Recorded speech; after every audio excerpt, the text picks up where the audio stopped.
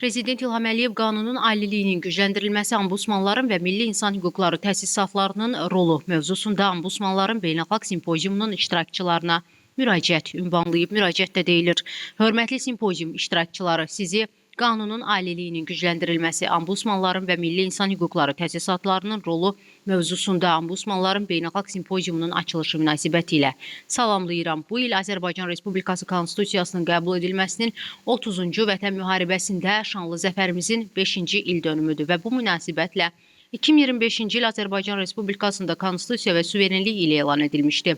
18 iyun həmçinin ölkəmizdə İnsan Hüquqları Günü kimi qeyd olunur. Bugünkü simpoziumun belə əlamətdar tarixlərlə eyni vaxtda təsadüf etməsi onun əhəmiyyətini artırmaqla yanaşı Azərbaycanda müstəqillik və suverenlik dəyərlərinin, demokratik prinsiplərin, qanunun aliliyinin və insan hüquqlarının təbliği və təşviqi baxımından xüsusi önəm daşıyır.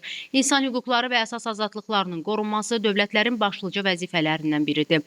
Xüsusilə son dövrdə baş verən qlobal proseslər, geosiyasi gərginlik, informasiya texnologiyalarının sürətlə inkişafı və rəqəmsallaşmaya keçid, insan hüquqlarının müdafiəsi sahəsində yeni prioritetlərin müəyyən olunmasını, hüquq müdafiə mexanizmlərinin, habelə milli insan hüquqları təsisatlarının fəaliyyətinin gücləndirilməsini şərtləndirir. Bu baxımdan ölkəmizdə aparılan hüquqi və institusional islahatlar çərçivəsində ombudsman təsisatının mandatının beynəlxalq hüquq normalarına tam uyğunlaşdırılması istiqamətində həyata keçirilən tədbirlər böyük əhəmiyyət kəsb edir və bu tədbirlər davam etdirilməkdədir.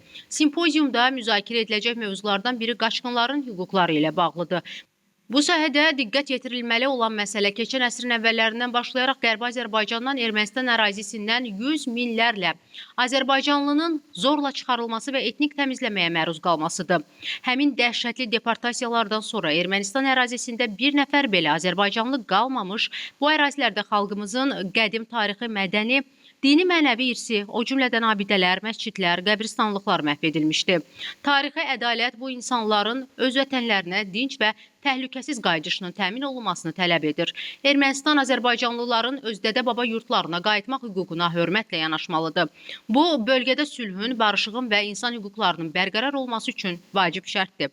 Əminəm ki, bu simpoziumda aparılacaq müzakirələr və təcrübə mübadiləsi, insan hüquq və azadlıqlarının müdafiəsi, hüquq mədəniyyətinin təbliği, təsisatlar arasında əməkdaşlığın gücləndirilməsi və qanunun aliliyinin təmin olunması üzrə gələcək perspektivlərin müəyyən edilməsi baxımından faydalı olacaqdır. Bir daha sizi salamlayır, simpoziumun işinə uğurlar arzulayıram.